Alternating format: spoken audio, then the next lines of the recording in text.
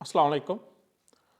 दोस्तों, हमारे मुआशरे में फ़ेल होने को एक बहुत बुरा समझा जाता है, यानी एक ताना समझा जाता है। जो कोई बंदा फ़ेल हो जाए, कोई बच्चा स्टूडेंट तालीम में किसी क्लास में फ़ेल हो जाए, या कोई बंदा अपने प्रैक्टिकल लाइफ में किसी कारोबार में अगर नाकाम हो जाए, तो यानी हमारा बच्चा जब स्कूल पढ़ता है तो उसके एग्ज़ाम होने से पहले ही हमने उसको काफ़ी ज़्यादा हम ब्लैकमेल करना शुरू कर देते हैं कि बेटा अगर तू फ़ेल हो गया तो तेरे लिए फ़लाँ काम रेडी है। बाप कहता है बेटा फ़ेल हो जाएगा तो मैं तुझे अपने साथ काम पे ले जाऊंगा। तो यानी कि और रिश्तेदार कहते हैं जी फेल हो गया, तो यानी कि फेल होना इस तरह है कि उसने पता नहीं कितना कोई गलत काम कर दिया। तो इतना डराने से हमारे बच्चे का पहले ही तालीम से दिल ही उठ जाता है। इसी तरह अगर कोई बंदा प्रैक्टिकल लाइफ में कोई काम करने की कोशिश करता है, तो यानी खुदा न खास्ता कोई बंदा नाकाम हो जाता है किसी काम में, तो यकीन माने कि हम उसके साथ वो करते हैं कि उसकी आने वाली 7 नस्लें याद रखती हैं कि कोई रिस्क लेना, कोई कारोबार करना, नाकाम हो जाना कि बहुत बुरी बात है। हम बंदे को इस तरह जलील करते हैं उसके बाद अगर कोई बंदा नाकाम हो जाए कि वो सोचता है कि यार मैंने पता नहीं क्या कर दिया जो मेरे साथ इस तरह हो रहा है, कि मैंने अल्लाह ताला ने मुझ पे शायद मुझसे नाराज़ हो गया कि मेरे साथ जो सारा मुआशरा, सारे लोग, रिश्तेदार, घर वाले मेरे साथ इस तरह बिहेव कर रहे हैं। तो ये जो फेल होना है ये कोई बुरी बात नहीं है। फेल होने का मतलब है कि आप कोशिश कर रहे हैं, कोई कोशिश कर रहा है, तो यानी वही फेल होगा ना जो कोशिश कर रहा है। इम्तिहान से वही बच्चा फेल होगा ना जिसने इम्तिहान दिया है। जिसने इम्तिहान दिया ही नहीं वो फेल क्या होगा। वो बड़ा प्यारा शेर है ना कि गिरते हैं शख्स सवार ही मैदान जंग में, वो तिफल क्या गिरेगा जो घुटनों के बल चले। दो पहलवान जब मैदान में लड़ते हैं तो एक हारता है एक जीतता है। हारता भी वो जो मैदान में उतरा है। जिसने मैदान में उतरना ही नहीं उसने हारना क्या, उसने जीतना क्या। यानी फेल होना कोई ऐसा नहीं है कि कोई आपने बहुत बुरा काम कर दिया और दूसरे लोग जो अगर कोई फेल होता है हम सब ने मिलकर उसको जलील ही करना है, यार ये फेल हो गया चलो जी इसकी क्लास लगाते हैं।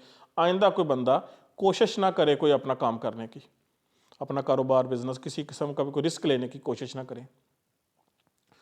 दोस्तों, दुनिया में सबसे ज़्यादा जो स्टार्टअप हैं वो सबसे ज़्यादा इसराइल में है। यानी कि उनकी एक 90 लाख से 1 करोड़ के करीब आबादी है। और सबसे ज़्यादा जो स्टार्टअप है यानी कि 14 से 1500 बंदों पर एक स्टार्टअप है।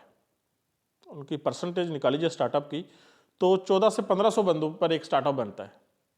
इन स्टार्टअप उस चीज़ को कहते हैं कि जो दुनिया में पहली दफ़ा कोई काम किया गया हो, तो वो इस तरह की कोई ईजाद की गई हो, कोई आइडिया नया जो है ना, कोई किसी को नया आइडिया कोई पे काम किया और वो आइडिया क्लिक कर गया हो।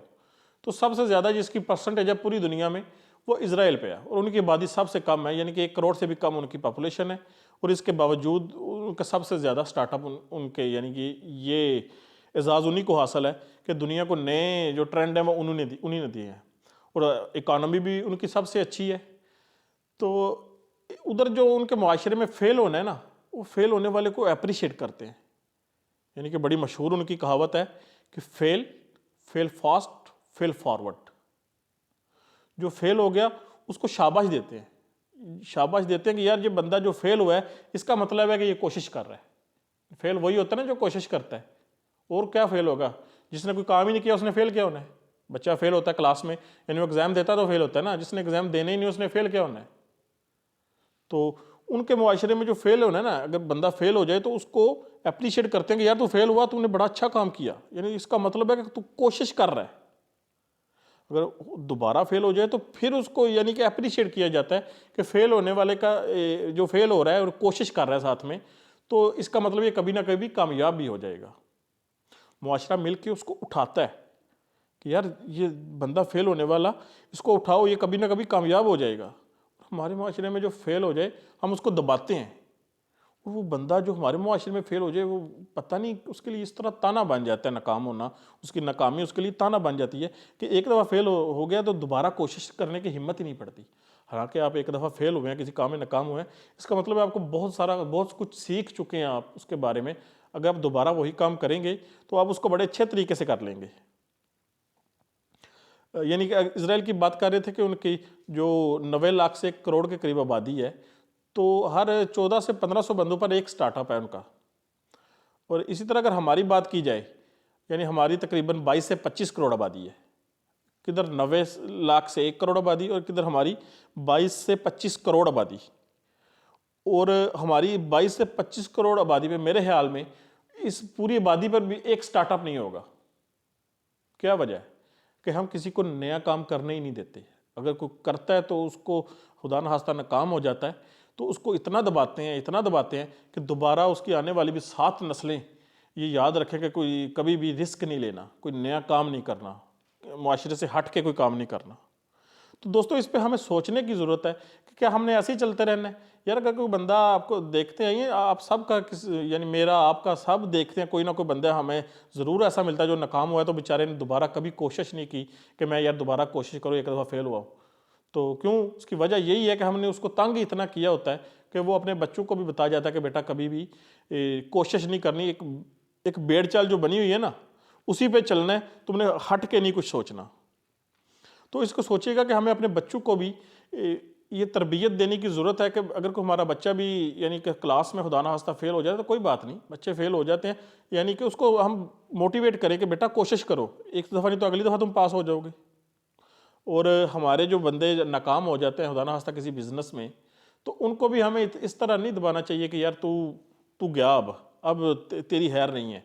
इस डर से तो हम बहुत सारे हमारे जो लोग हैं वो शुरू ही नहीं करते, अगर मैं फेल हो गया तो मेरा क्या बनेगा। और अगर कोई शुरू करके खुदा ना खास्ता नाकाम होता है तो फिर उसकी हालत जो होती है तो दोबारा वो पूरी ज़िंदगी कोशिश ही नहीं करता। तो इसके बारे में हमें सोचने की ज़रूरत है कि हमें बंदों को अप्रिशिएट करना चाहिए कि यार तू कोशिश की, कोई बात नहीं, नेक्स्ट टाइम तू पास हो जाएगा, दोबारा कोशिश कर। इसके बारे में ज़रूर सोचिएगा। और आपसे एक और रिक्वेस्ट है कि आप मेरी वीडियो देखते हैं, अगर आपको मेरी बातें अच्छी लगती हैं तो प्लीज़ मेरे चैनल को भी सब्सक्राइब कर दें। इससे ये होता है कि मुझे भी सपोर्ट मिलती है कि यार कोई बंदा मुझे मेरी बातें सुनता है और मुझे मेरे सब्सक्राइब कर रहा है, यानी मुझे भी कोई फ़ायदा हो रहा है। ठीक है, तो मेरी अगर बातें अच्छी लगी तो प्लीज़ मेरे ना चैनल को भी सब्सक्राइब ज़रूर कीजिएगा। Thank you.